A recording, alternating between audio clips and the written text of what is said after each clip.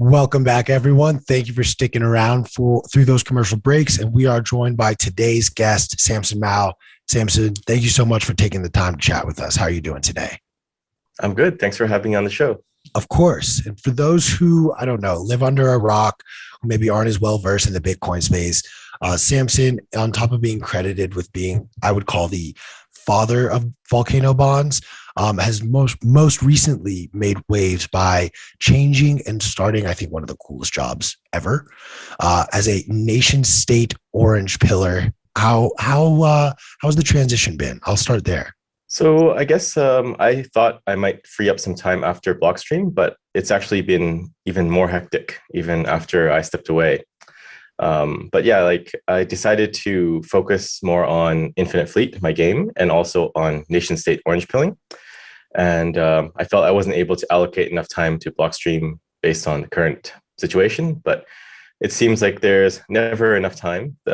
Everyone only has the same amount of hours in a day, and those hours just seem to fill up nonstop. So it's still a challenge trying to keep my head above water, keep messages replied to, and everything. But there's a lot of people that are very interested in orange pilling nation states, and they're all reaching out and trying to see what they can do to help. Well, how does talk to us a little bit about how that works? I'm not asking on behalf of any countries or anything, but do you find that it's an intermediary asking on behalf of legislators of a country, or is it maybe a lower level legislator that's making the initial contact for you? How does that conversation start? Typically, it's Bitcoiners in that country or region that have a few other like-minded individuals, and they have some contacts, and then they reach out and they try to see what we can do, and they usually ask like, "How did it happen in El Salvador?" They're very interested in what went on behind the scenes, and I kind of try to explain it's very organic, and no two orange pills are going to be the same. They're going to be very much tailor crafted to the local politicians, geopolitics and regional differences, and what they can do with Bitcoin in the framework of the existing law, and what resources they could potentially throw at doing a Bitcoin bond, like do they have volcanoes, etc. I do have to ask about the volcano bomb because I think it is one of the most interesting pieces of financial artwork, if you will, that is being introduced. I think the way you guys have tried to put this together and build it out is admirable, and I hope that it does become a playbook to be replicated beyond volcanoes, beyond just like this idea. Talk to us a little bit about how the idea came to be and what you can share about it. Sure. So we at Blockstream were introduced to people advising the president and people in the El Salvadoran government through Jack Mallers when he was doing the Bitcoin Beach and Bitcoin legal tender stuff. So very early on, they wanted to get a letter of support from Blockstream. So Adam and I wrote this letter saying, we support El Salvador to adopt Bitcoin as legal tender. And I think Jack Mallers also wrote a letter, and that kind of gave them the encouragement to go ahead with it. And then Jack made the historic announcement at Bitcoin 2021. And then after that, we started advising them on a number of topics like Bitcoin cold storage, Bitcoin security, Bitcoin wallets. And then we kind of slid in this idea out there. Well, why don't you actually do a volcano bond? Because that was already mentioned in the Twitter sphere, Bitcoin Twitter, by both Max Kaiser and Alistair Milne. So they had kind of seeded the idea because El Salvador has volcanoes and they can mine with volcano energy. And I think these guys said, why not do a bond? So we kind of proposed how to actually structure something and use Bitcoin as a component of that bond. So we tabled three proposals. One was the one that people know currently, which is half of the bond capital raise goes towards buying Bitcoin. The other one was a future flow model where effectively they would set up a mining operation and share profits of that operation to the bondholders. And the third was just simple, no Bitcoin, just plain tokenized bonds. So using a blockchain to trade it, transport it, similar to like a stablecoin. And then the president decided to go with option one. And then we announced it on the stage, and the rest is history. That's pretty cool, Samson. And I guess sticking with the bonds topic, I know you said you want to keep it brief, but I know you just tweeted or retweeted someone that said this morning that Ecuador is thinking about introducing like a hydro bond. So I was talking with Q right before you came on, and we were just talking about, is this a different way to find different green sources of green energy in order for fundraising for basically different types, whatever it may be. And it's cool to see that hydro is the next one. Yeah, that's very interesting, and it's emblematic of how the whole process works. So, someone in Ecuador reached out and said, we do mining, and there's a lot of hydropower down here. Maybe a bond would allow somebody, maybe it's a government, maybe it's a utility, to generate the revenue needed to construct a new hydro dam, or to buy a hydro dam, or do something. So we've discussed it back and forth, and then he tweeted it out, and I retweeted him. But I think it just shows that all of this nation state orange pilling happens at the grassroots level. It's not a top down thing where some president calls me and says, hey, we're interested in doing bonds. That's never how it works. Even in El Salvador, the initiative began at Bitcoin Beach through Bitcoiners working with people in El Zante to roll up this little mini ecosystem. And then it got the attention of Yusuf, the advisor and brother to the president. Then the president got wind of it. Right. So there is a very common theme here, which is it's just Bitcoiners doing their part and kicking off and fanning the flames of Bitcoin adoption. Sorry, I do want to touch on a little bit. I love hearing the way that these bonds sort of were presented and created. But forgive my ignorance with this question, and maybe I'm just seeing it the way that it was meant to be seen. But what is the difference between this volcano bond and MicroStrategy introducing their bond to then turn around and buy more Bitcoin? Is there a overall big picture difference? And then obviously in the nuances, we have a private company versus a nation state introducing bonds. Yeah, so I would say nation state adoption is at a higher tier than corporate Bitcoin adoption. I guess when MicroStrategy is raising capital through debt to buy Bitcoin, it's a bit different. It's structurally similar, but it is a bit different. So with these bonds, they're allocating capital to invest in Bitcoin mining, whereas MicroStrategy is more about increasing the valuation of their company through their Bitcoin reserves. I think the Bitcoin bonds, the way they're structured right now, specifically the volcano bonds, which are named because they're tapping into geothermal energy to mine Bitcoin, are more interesting because it aligns a nation state to do Bitcoin mining, right? And I think a lot of people miss this point, which is a nation state is going to invest $500 million into energy and mining infrastructure. And at times in which I think the EU just voted against banning proof of work, but in times where we're in doing clown world and people are making crazy things and trying to shut down energy production facilities because they don't think they're green enough or ESG enough or whatever reason, it's really good that you have a nation state actually investing heavily into Bitcoin mining. And I think that serves to prevent the ban of Bitcoin and the ban of proof of work and other crazy things like that. It's like a defense against the insanity in some ways. But I think it's also a very big step because normally these big utility companies, so in El Salvador, it's Laheo, and other places like in Canada, it's you can have Hydro-Quebec, BC Hydro. They're not really first movers and they're not innovators.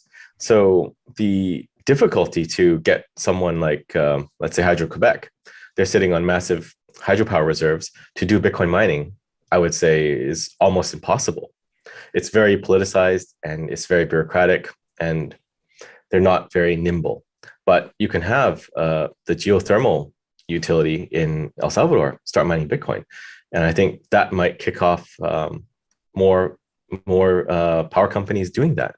And the next one might be Ecuador. So as we saw, they're interested in hydro bonds.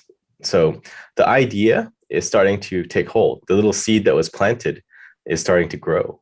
So I guess now we're pivoting away from the bonds and going more on to your past a little bit and then kind of what you see for the future. So obviously you were at Blockstream as the chief strategy officer there for, I believe, just over 5 years or right around 5 years. So how was it working with Adam back, seeing the company growth, and then ultimately, I guess, leaving to do a nation state orange pillar? How has that journey been? It's very interesting.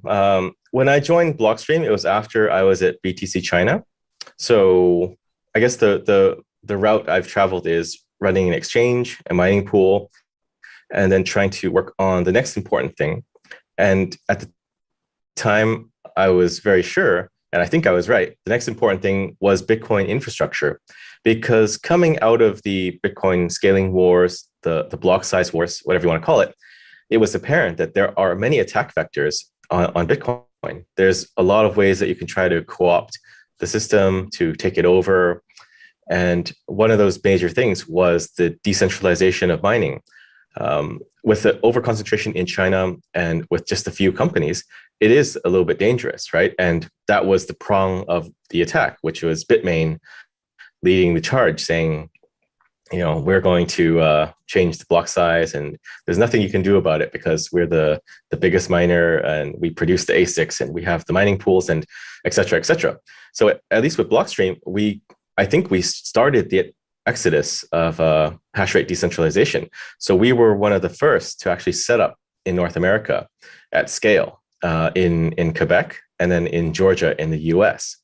And I think a lot of other companies have started going that route, as we've seen. I think there's actually a danger that we might be over concentrated in the US now. And that's why I think nation state orange pilling and getting Latin America to start mining is an important next step. But just going back to Blockstream, a lot of the tech that Blockstream has been working on is very crucial to the ecosystem. Layer 2 scaling technologies like the Lightning Network that's allowing micropayments, allowing Bitcoin to be used as a currency. Liquid network, rebooting the financial system, which enables things like creating tokenized bonds or securities. So there's a number of things that Blockstream has done in the past 5 years that has made the Bitcoin network overall more resilient. Another one, of course, is the Blockstream satellite. So keeping nation states in sync with the network in case an undersea cable is cut and the internet is shut off, or even if the government shuts off the internet, you can't stop Bitcoin because the blocks are still coming from satellites in geosynchronous orbit. So that's kind of building a defensive shield around Bitcoin.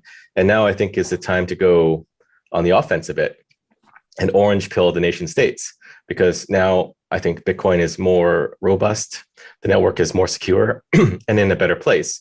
So now we can try to get more decentralization in mining, more Bitcoin adoption, more financial instruments built on Bitcoin and using Bitcoin as a basis.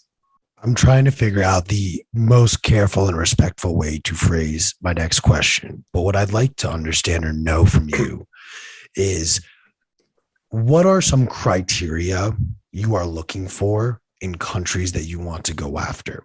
I've very loudly on this show brought up sort of the opposite of Austrian economic theory, which is the countries that are going to be most incentivized to adopt Bitcoin early on are those that are furthest away and who have essentially been left out of the benefit of the US dollar dominance. Is there something that you're paying attention to? Is it they're dealing with hyperinflation?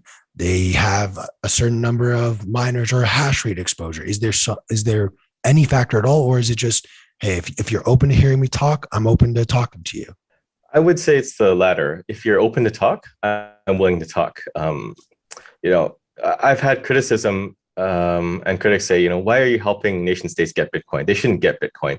We should abolish all nation states, and Bitcoin doesn't need anybody. But I think that would be a strategic blunder, because nation states and countries are not going to go away next week. I think there is a process at play right now, which is the separation of various powers from nation states. And maybe nation states are not well designed to function in an era where information is free flowing and borderless, right? Like a lot of the protectionism that comes with a nation state is anchored on the old way, which is, if you want to work here, you need to apply for a work visa and then you can get a job, and it's all kind of grounded on physical proximity-based labor. But with the advent of knowledge workers, where you can just pick your laptop and work anywhere, do those boundaries make sense, right? Like if I went to, I don't know, France, and I answer a work email, am I working there? It's kind of a new frontier. And I don't think everything is equipped to deal with that. But I think it goes back to the original point I made, which is it's better to orange pill the nation state and have them adopting Bitcoin. And then you have that osmosis to the populace. So let's take El Salvador as an example. So they adopted Bitcoin, they made Bitcoin legal tender, and now they're pushing out multiple initiatives to get the people of El Salvador using Bitcoin. And the Chivo wallet is one of those. And you could criticize that and say, well, it's a government wallet. They have all your KYC information. They can monitor your transactions. It's centralized. But I would rather look on the bright side, which is they're getting everyone a Bitcoin wallet. They're educating people about Bitcoin. And that to me is more important than how they did it, because how they did it, that can be fixed. You can tell people to use Stripe, to use a Blockstream Green or Blue Wallet or anything else. Once they understand Bitcoin and they have that exposure to Bitcoin, you can improve upon it. So, in software development or product development, this is like MVP, minimum viable product. It's a good first step. It's not the best step. The best step would be everyone goes to school and learns about how to custody their own keys and download a non-custodial wallet and run a node. Actually, that's even better. But I'll take the small wins, and then I'll try to parlay the small wins into bigger wins. But you have to start somewhere. I want to ask though, while I love the work that you have been pushing forward in El Salvador, Max Kaiser has been instrumental as well. We're watching Bukele really aggressively take the steps, not really let anyone dictate to him what they want to get done or accomplish. But with that, unfortunately, has come some backlash from El Salvadorian citizens. Not all of them are on board with the Bitcoin adoption. What of your conversations within El Salvador have you seen to help appease some of these people, help them be educated beyond just, in essence, like, I'm going to throw a piece of technology onto you. I speak from a place of ignorance when I ask something like this, but like, is the whole country of El Salvador, do they have internet access across the board, or is it centrally located in only some of the more majorly, more developed areas and regions of that country as well? I think the internet rollout is pretty good. I remember reading stories about people in remote regions able to pay their bills now. Maybe it was El Zante, but they don't need to take a bus for a few hours to go and physically pay their bills, but they can pay it on their phone. So I think internet coverage is pretty broad and comprehensive. The other part of your question about are there people that don't like the Bitcoin law or don't like the Bitcoin adoption? Definitely, I think there are, but it's a very small minority, and it is very much rooted in the politics of the region. There's a definite overlap between people that don't like the Bitcoin adoption with the opposition parties of the current president. So you have to take a look and see what's going on there. Like, there were protests, and the protests were broadcasted, but then someone put a drone up and they filmed the protesters. And it's like the photos make it look like there's a lot of people, but when you look at it from a higher level, it's just a small group right there. And, the photos can definitely distort the reality. And I think the media are very good at using that. And there's a lot of opposition media there in El Salvador, right? I think over time, it'll probably fizzle out just because it's not real. I don't think anyone can be really opposed to economic prosperity for their country and the development of their country, right? So often I get attacked in the El Salvadoran media too. So I'm like, I'm trying to help you guys, but you're like bashing me for coming to El Salvador and spending money there. It doesn't make any sense to me at all. But I think in the long run, as the country develops, and there's a lot of initiatives to build out the country. They're building roads, improving roads. They're building, Chivo Pets, the pet hospital. There's a lot of big projects underway. Bitcoin City, of course, too. And I think as El Salvador develops, people will just accept that, Bitcoin brought this here. Bitcoin is a force for good.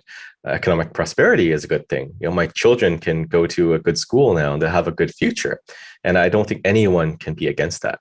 Yeah, I think that's all really great points. And even to your point, Samson, that many people that are against it for political reasons, we always say on this show, and just many Bitcoiners agree that, Bitcoin's apolitical. It doesn't care if you're red, blue, Democrat, Republican, libertarian, whatever it may be. Bitcoin's for everyone, and it's there for everyone, regardless of who you work for, what color your skin is, race, political beliefs, and all of that.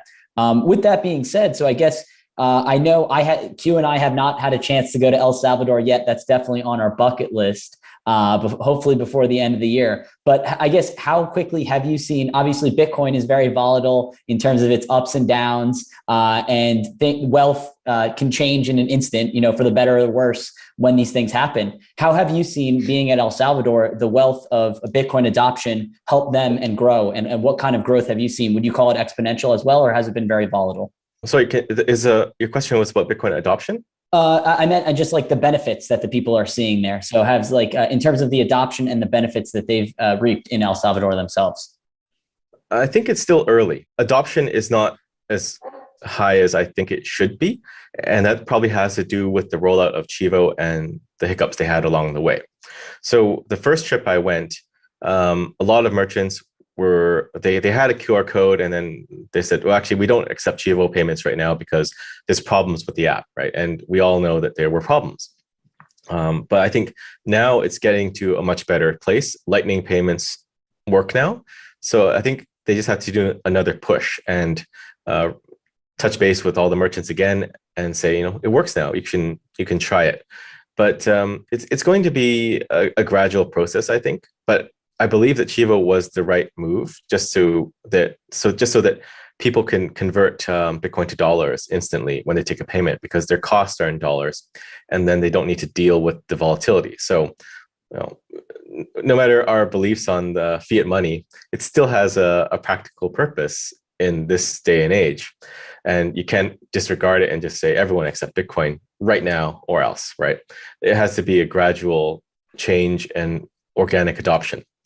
But I think it's going to get better. And I think the benefits will become more apparent as Bitcoin keeps appreciating in value. And this is also why I think the nation state Bitcoin mining is important, because it aligns interests in Bitcoin's long-term nature. Bitcoin is not a short-term thing. It could be seen as real estate, right? You don't look at your house every day and see, oh, how much is my house today? Oh, it's down. I better sell it, but you're going to live there for a while, maybe 10 years, 20 years or more. But it's the same with Bitcoin. And if we can align more people to understand Bitcoin's long-term value proposition, I think they will become less concerned with the short-term volatility. My fellow plebs, the Bitcoin conference is back. Bitcoin 2022, April 6th through the 9th, is the ultimate pilgrimage for the Bitcoin ecosystem. The Bitcoin conference is the biggest event in all of Bitcoin and cryptocurrencies. We're leveling up and making this bigger and better than ever. I'm talking straight to the moon with the 4-day-long festival in the heart of Miami at the Miami Beach Convention Center. This has something for everyone. Whether you're a high-powered Bitcoin entrepreneur, a core developer, or a Bitcoin newbie, Bitcoin 2022 is the ultimate place for you to be with your people and celebrate and learn about the Bitcoin culture. So make sure to go to b.tc/conference to lock in your official tickets and use promo code Satoshi for 10% off. Want more off? Pay in Bitcoin and you'll receive $100 off general admission and $1,000 off Whale Pass. Those are stackable. So go to b.tc/conference and attend the best conference in Bitcoin history.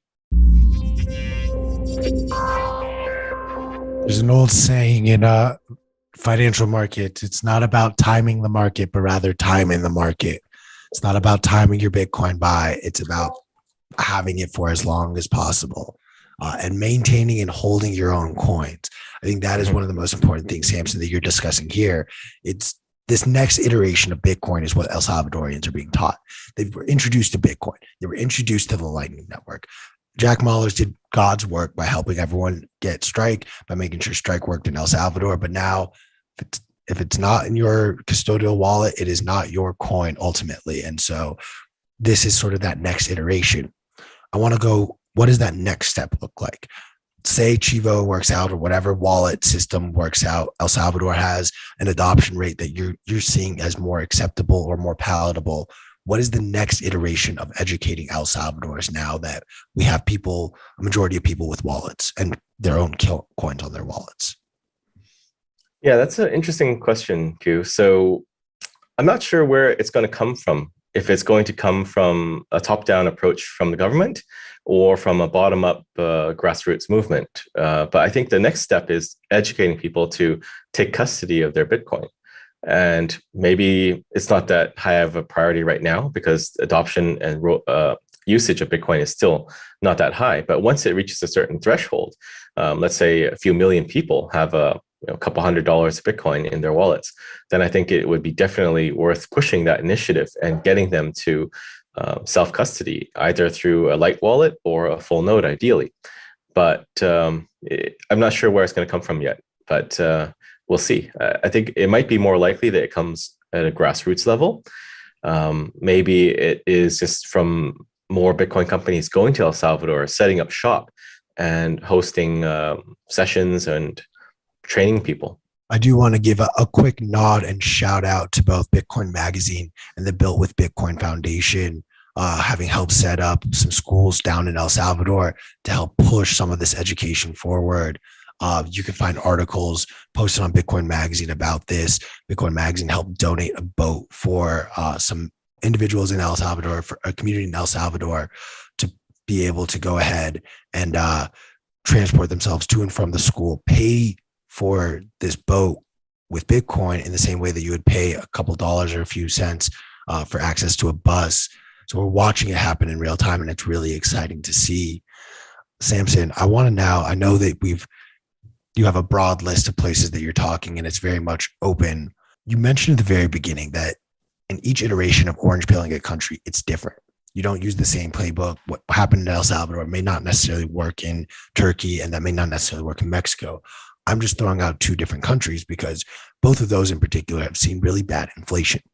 Can you talk a little bit, without giving away your playbook, of course, about what the bullet points are when a country is dealing with inflation that you want to highlight and show why Bitcoin helps them deal with the inflation that they have in their country?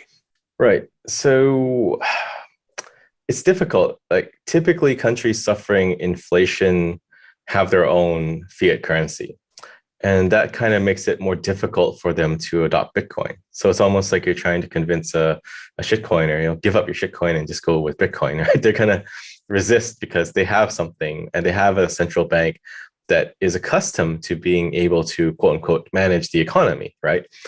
So it's more challenging for sure. But I definitely think countries suffering inflation or hyperinflation will eventually become amenable to the idea of adopting Bitcoin.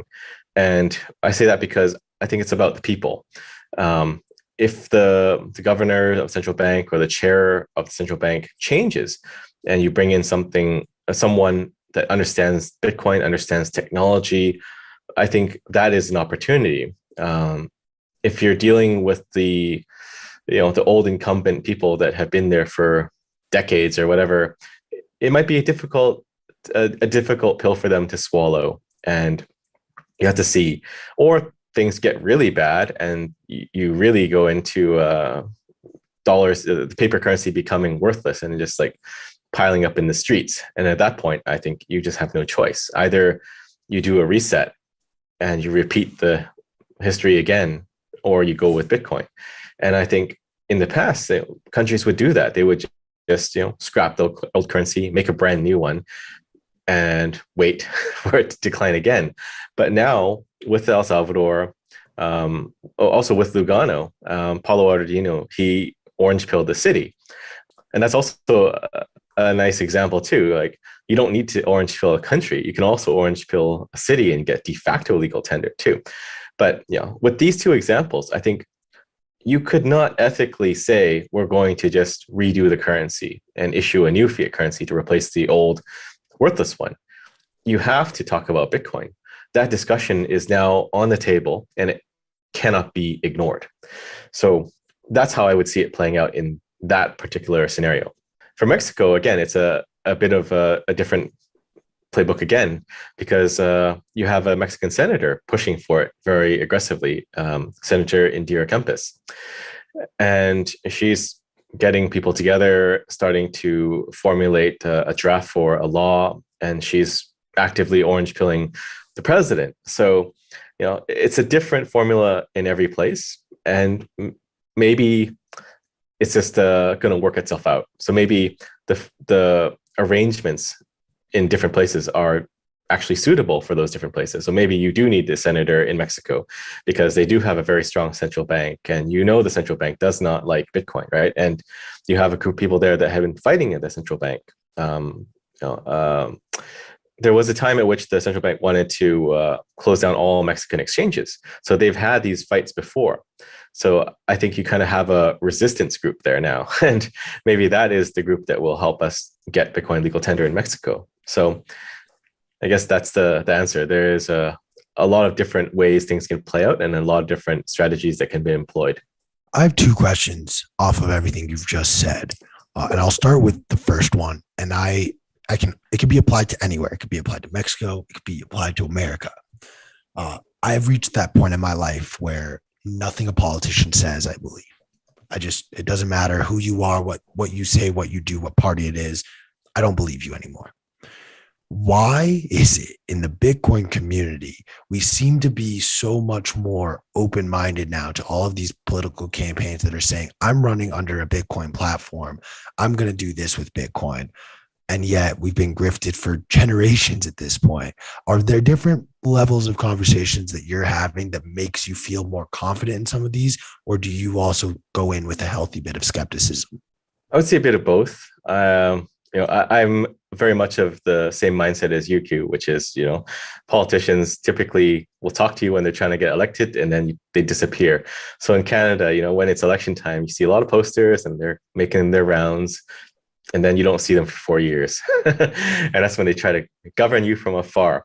But maybe Bitcoin changes things. Maybe Bitcoin fixes the incentives.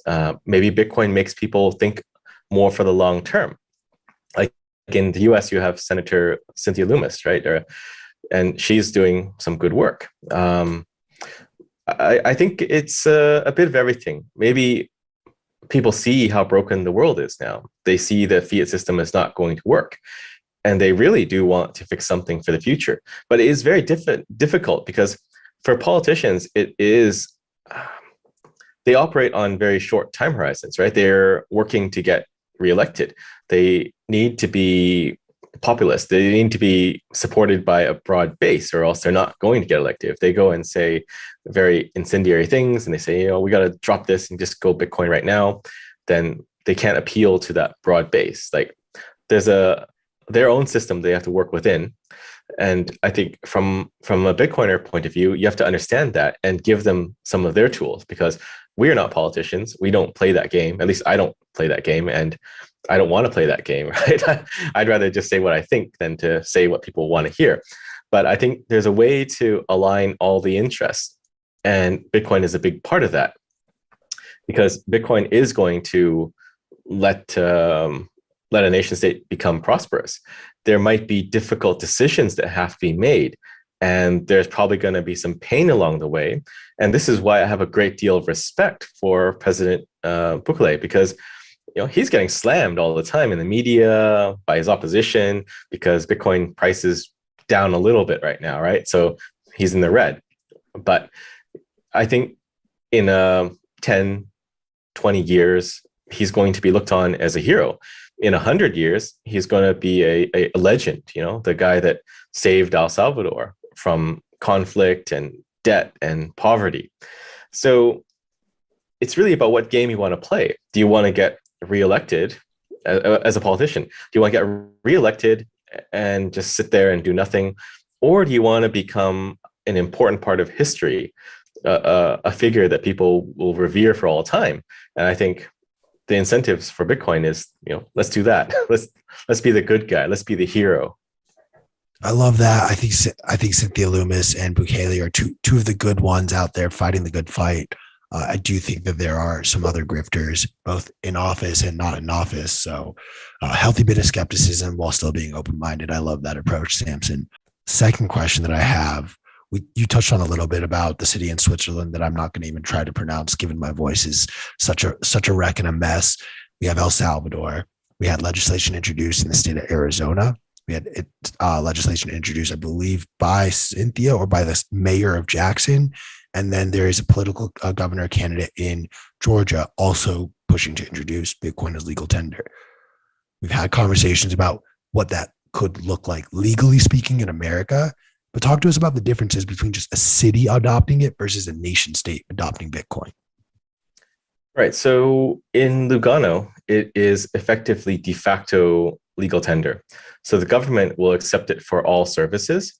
And then another part of that equation is, I think, a brilliant move by Paulo, which is setting up a fund that will empower the businesses to accept Bitcoin. So it's kind of like their version of Chivo, which is they'll create the software layer and have people on the ground to go out to different businesses to integrate Bitcoin and Lightning payments and Tether payments too, and to kind of hook everyone up. And you have a blessing from the city because they cannot make Bitcoin legal tender because Switzerland has its own currency, and what is money is determined at the federal level, not the city level, unfortunately. But it is the important step. And again, it illustrates that every place will have its own unique solution to the different problems faced to adopt Bitcoin. So by making it de facto legal tender, you almost have the same thing. And then, of course, Switzerland has always been historically very favorable to people trying to maintain their wealth or protect their wealth, right? So there is no capital gain. So overall, I would say, starting in Lugano, you have the makings of effectively a mini El Salvador, right? And I think that was one of their goals, that they want to be the Bitcoin city of Europe. And it's a very clever way to do it in the end. Yeah, Samson. So I'm glad that you brought up the point of, senators, presidents, or whatever, politicians having short time preference or short time horizon. Obviously, they're trying to get elected for the next cycle, midterms, whatever it may be. While Bitcoin is very volatile and, it goes up and down a lot, I guess, what do you see the risks of, let's just say you're like Bukele or the next person to adopt it, but then we go through a brutal bear market. Obviously, that kind of hinders their chances. So I hope that we don't get to a point where while people are adopting it, they're having the negative side effects and then basically thwarting adoption for either their country or city or whatever. And obviously the political opponents will use that to their benefit, saying like, this is a bad investment or a bad idea. I guess as you being a nation state orange pillar, how do you try and combat that FUD while you go into new nations or cities or states or whatever it may be? Giving them, we've all been through bear markets or at least seen the volatility of Bitcoin. How do you prep them for things like that? Well, you can never prep someone for a big drawback and a bear market, right?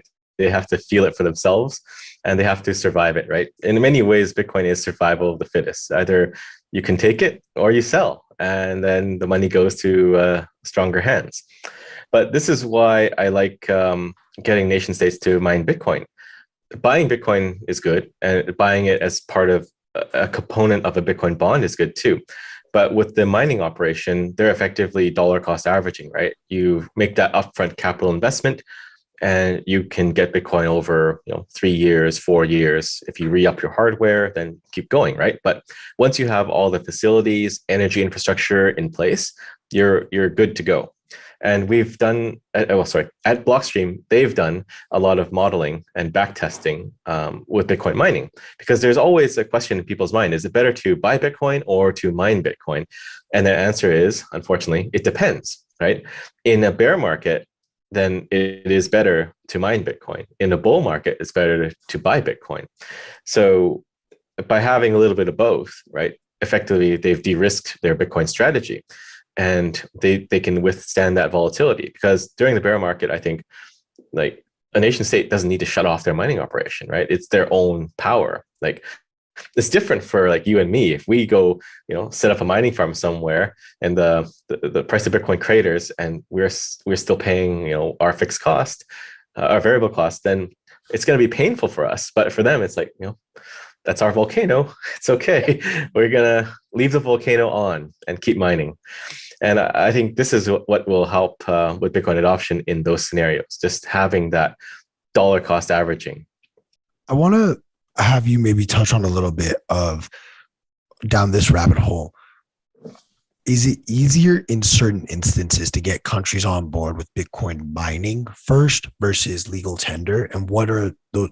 Would it be like an energy dominant country? Let's take that approach versus a country with a more damaged fiat currency. Let's take the legal tender approach. Is that something that gets weighed or considered in your approach? Not really. It just, you have to play it by ear, I think. If you go in with some set strategy, like, okay, you're suffering from heavy inflation, we're going to go this route, I think you would just close yourself off to other opportunities. I think just like be like water, see where it goes, give advice where advice is needed, and try to steer things in a good direction. But don't go in with a set expectation that A, B, and then C is going to happen, because that might not necessarily be the case. And maybe, for example, let's say in Mexico, right? Maybe mining will take place first, right? Because Ricardo Salinas Pliego, Uncle Ricky, he's interested in doing some mining. So maybe that might set the example. When a billionaire of your country is starting mining, that might change some people's minds. And then maybe one of the national utilities will start to look at it, or maybe he knows someone there. But you kind of have to kick off that chain of events with something. Something has to go first, but you never know what's going to go first. You don't know which domino is going to kick off. But once it kicks off, you want to kind of push that, fan the flames a bit, and accelerate it as much as you can. Beyond hydroelectric mining and using and harnessing the energy from a volcano to mine, is there another form of clean energy mining that you are excited about, proud of, or showcase on your conversations with nation states? I like nuclear mining. I think nuclear energy is often demonized with no good basis. And it just comes from a place of fear, because there have been accidents, but a lot of the accidents are basically human error or just poor planning of where you built the facility, right? But the process, the technology itself is not a bad thing. And if you think about it, effectively, most of our energy on Earth is a derivative of nuclear energy, right? Like, where's the solar power come from? The sun is a giant ball of nuclear fusion, right? Same with wind, et cetera, et cetera. But nuclear power, in my view, is the cleanest, because if you do it correctly, the damage, the potentials for meltdown are actually quite low. And the beautiful thing about nuclear is you can effectively set up anywhere, right? With hydro, you need to find the water supply, right? The river, build a dam, build a reservoir. With a geothermal, you have to find the geothermal wells, right? You have to find some dormant volcano, not active, dormant volcano, and build next to that. And with nuclear, you could just build it anywhere you want. If the technology becomes advanced enough, you can have very small micronized reactors that just are in the middle of some field somewhere, right? There's not needed to be in proximity to something else. And with that, you solve a lot of problems like transmission. That's one of the biggest problems with energy production. The source at which it's produced is not necessarily where you need it. So you have to transmit that, and you need a lot of additional infrastructure to move and convert the voltage and just get it to where it needs to go. But with nuclear, you can effectively build a grid somewhere, build plants wherever you need them, and supply energy to where you need them.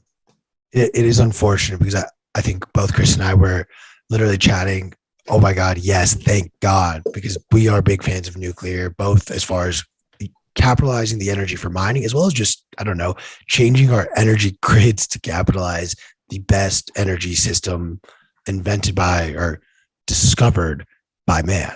I am curious, I'm sure there has been, and maybe there haven't, what is the pushback against nuclear in these conversations that you have in reference to Bitcoin mining? or is it just very much like, oh, you know what, we're on board with that? How do we implement that and Bitcoin mining? We don't have nuclear reactors yet. What are the steps to take? Are you being turned into a nuclear energy expert in that type of dialogue? Well, I've always been interested in nuclear energy, and I think it is the future for humanity because energy is the basis upon which civilization is built, starting from fire, right, at a very basic level. But if we don't build nuclear reactors, starting from fission reactors, we're not going to get to fusion reactors, right, which is the safer one. And we're not going to have enough energy to sustain ourselves. Right? I don't think the policies of energy austerity are useful. It's a well-meaning thing thought about from well-meaning idiots, which is let's not use so much. Let's turn off all the lights, and we'll put on an extra jacket on when it's cold. But if you're not incentivizing development of new supplies of energy, then we can't grow. We can't do more interesting things or create more interesting industries that will take us to the future. We're just going to be, trying to keep our lights off and sit in the dark and in the cold, or sweat in the heat, depending on where you live, right? But you need energy to do everything, pretty much anything that people want to do. So I guess, we are probably going to become all energy experts, just because Bitcoin and energy are linked together very tightly, right? Like Bitcoin mining is the effective use of energy. And the end state of a Bitcoin miner, I believe, is going to be becoming an energy producer. Either you're going to have your own hydro dam or your nuclear plant or solar farm or whatever, but you're going to own those assets in addition to the ASICs and the buildings and the containers and the transformers.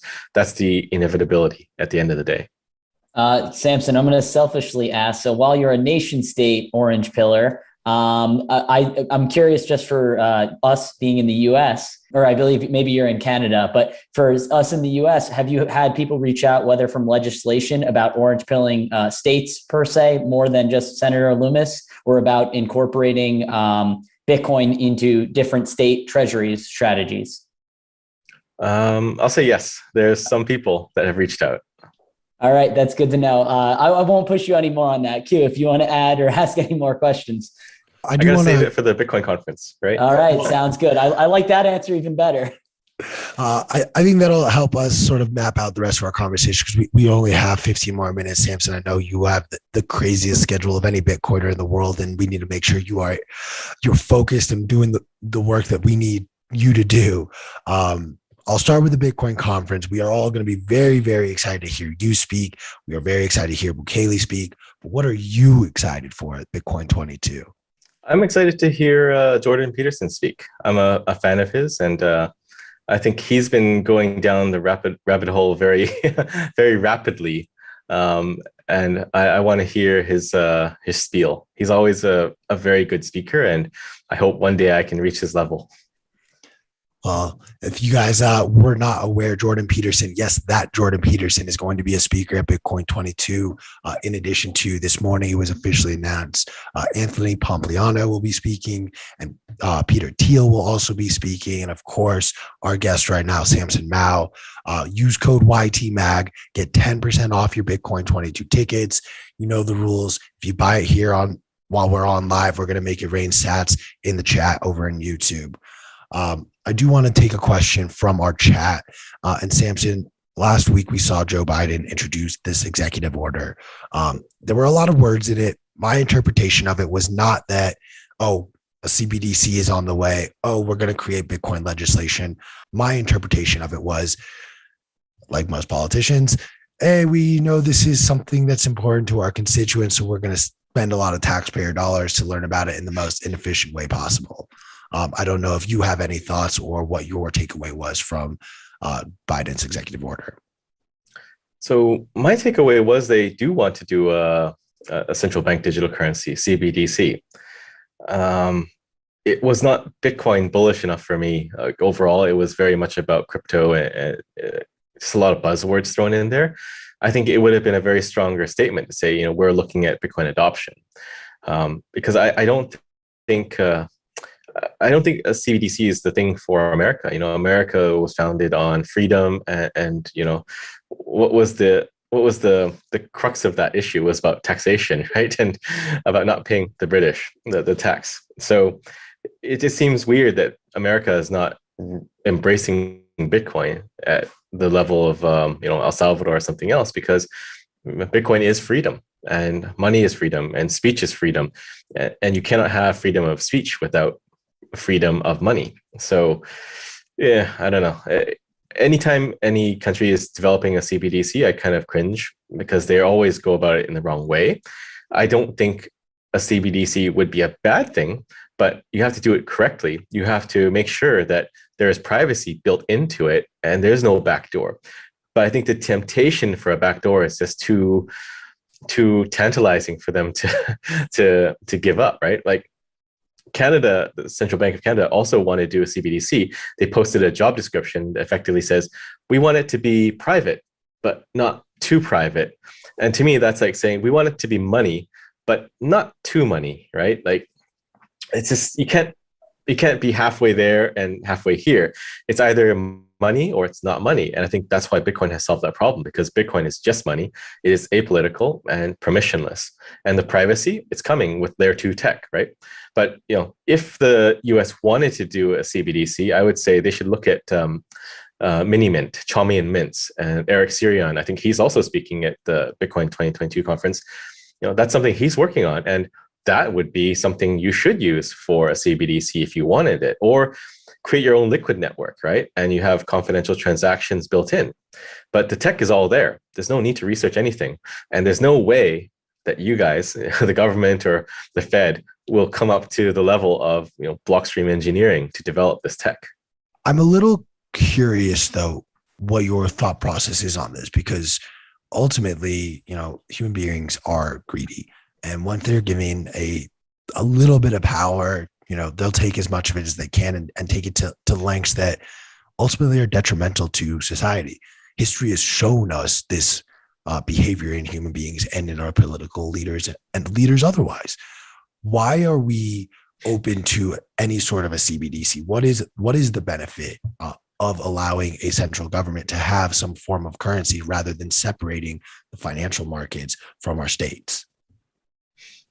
Well, I definitely think we should separate a lot of things from the state. But a CBDC is really just it's like a stable coin, but issued by the state, right? So stable coins do have a purpose right now. They are useful for people to mitigate Bitcoin volatility and to take payments in dollar amounts or whatever amounts, so that they don't have risk with their suppliers, right?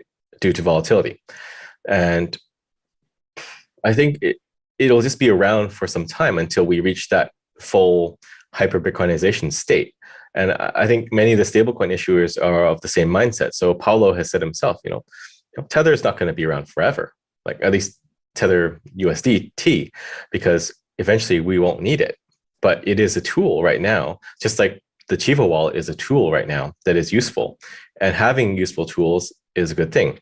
But the problem with a CBDC is they'll never get it right? And they're also competing against stablecoins. So the battle ahead is going to be very interesting, because the freest money will always win. And the way that we're going right now, a CBDC will have a number of controls on it, or it'll be issued by Chase or some bank, right? And they're never going to be able to make it freer than a stablecoin is. So, I mean, my logical thinking here is, if they could have done it, if let's say Chase or JP Morgan could do a stablecoin, then they would have already banked the unbanked. But they can't do that because they need everyone to produce ID, and not everyone in the world can produce ID. So it's always going to be the case where it's only going to be serving a certain rich, well-off clientele. They're not going to be able to bank the unbanked and the people that don't have an address, or can't produce a fixed address, or don't have all the right documentation, right? But those people can always download an app on their phone and take a stable coin or take Bitcoin or whatever. I'm trying to digest what you've said, because I think for the first time in our conversation, I'm not seeing eye to eye with you on this. I view the fiat system as a CBDC, just not digitized. It essentially is that. It has all of the levers and all of the manipulation tools for any centralized entity to do as they see fit. And ultimately, I feel like we're just playing the same game we have played for the last 600 plus years of once the banking industry was introduced, and we have just a repeated cycle of we're on a gold standard, we go off a gold standard, and we have fractional reserve currency, and then boom, we mess it up so bad. And historically speaking, it always ends with the price fixing. The moment government steps in to price fix certain things, everything collapses. You lose incentives and you lose the competitive nature that has driven us forward. Why would, I guess in this scenario you're talking, I'm just talking this out live with you, so bear with me. In this scenario, you have Bank of America, you have Chase, you have Wells Fargo. They each have their own CBDC that they introduced. So I guess the competitive nature is they are each incentivized to make theirs the cleanest, most efficient, most accessible one to get more people onboarded. But how is that any different than give us your savings account, take out a mortgage with us, because then once you take out the mortgage with us, we can print more money, and then Wells Fargo's balance sheet goes up. Right. So if it is a CBDC, it has to be from the central bank. So it'd be from the Fed. But I was outlining the case where they would use a commercial bank to get a wallet to people, right? Like you'd download the wallet from Chase or whatever, and then you can get your CBDC. I don't think the Fed will release an app, but I don't think we're in disagreement. I don't think CBDCs will be a good thing. I'm just saying in an ideal world, it could be done with privacy in mind, and it would still be the dollar, right? It would not be a new currency. It would just be, dollars on a blockchain. And I think we've seen that there is utility to have a dollar on a blockchain. Maybe Bitcoiners don't see that as much, but just look at the stablecoin market. It's Tether is 80 billion, and all the other ones probably add up another 20 billion. So there's at least $100 billion of demand for stables in the marketplace. Maybe it's just for traders. Maybe it's just for people in developing markets that developing countries that don't have a bank account, and they just need something dollar denominated that they can move freely. But there is definitely some utility there. So I was saying, if a central bank did it correctly and added privacy, it could be a good thing. But I doubt that will ever happen.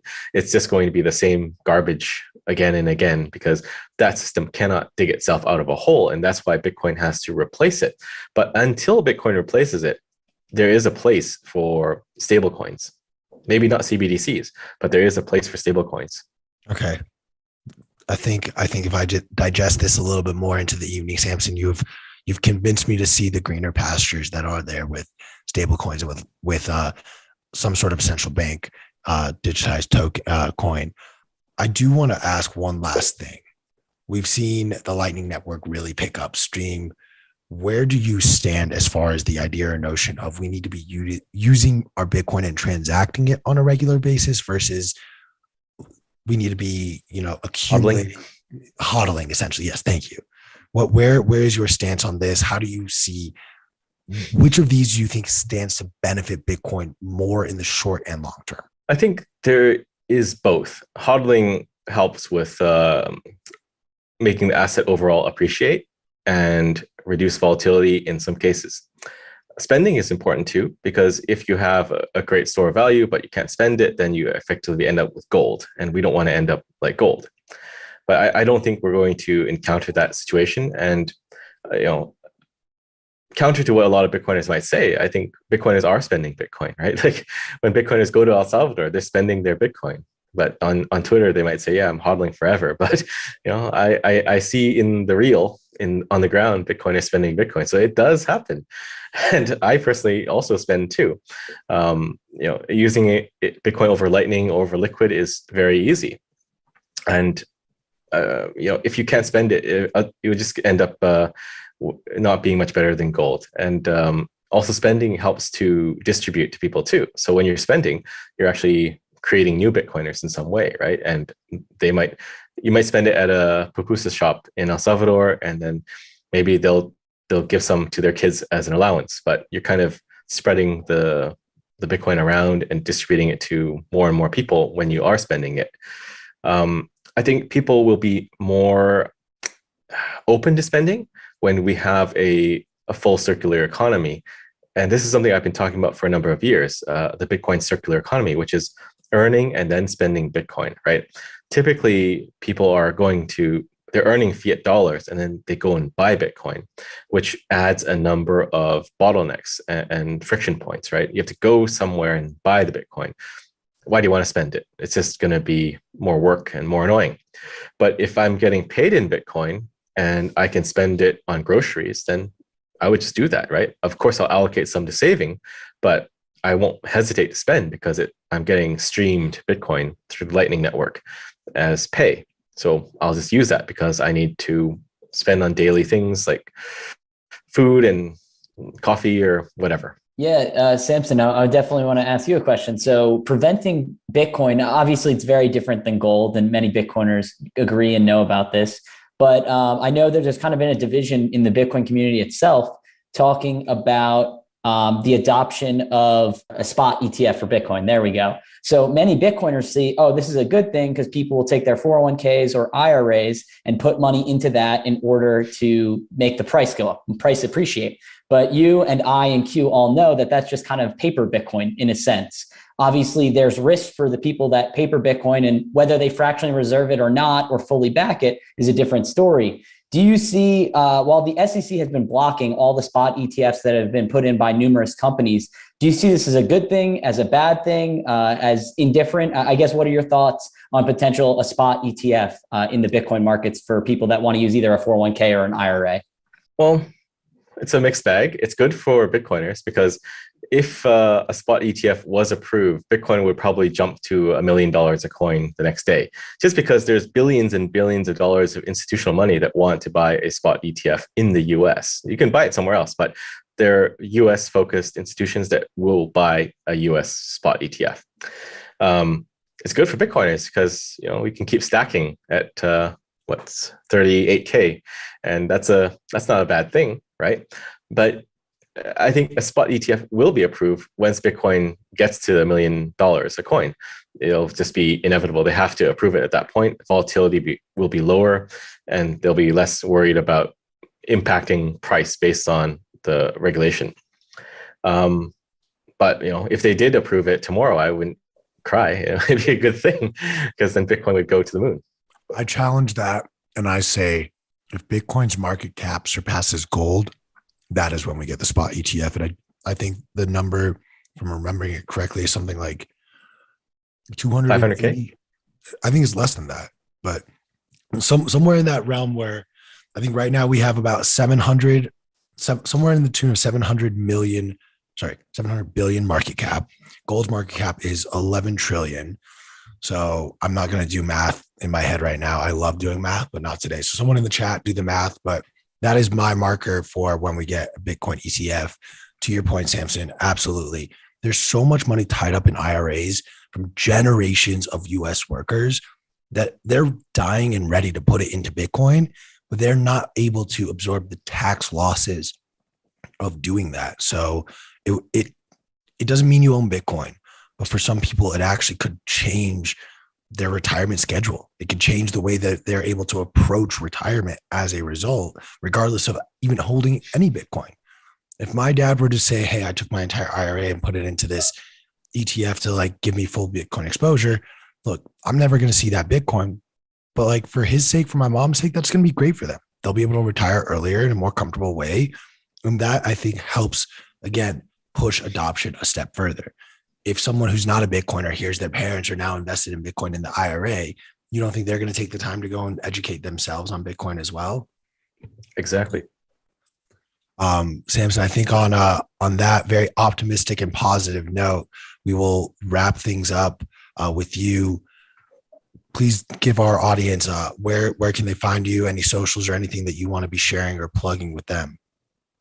Sure. On Twitter, my handle is Excellion, EXCELLION, and you can @ me. And that's it. Awesome, guys. And of course, don't forget, Samson will be speaking at Bitcoin 22. So if you want to hear him dive even deeper, be sure to buy your tickets and use code YTMAG to get 10% off.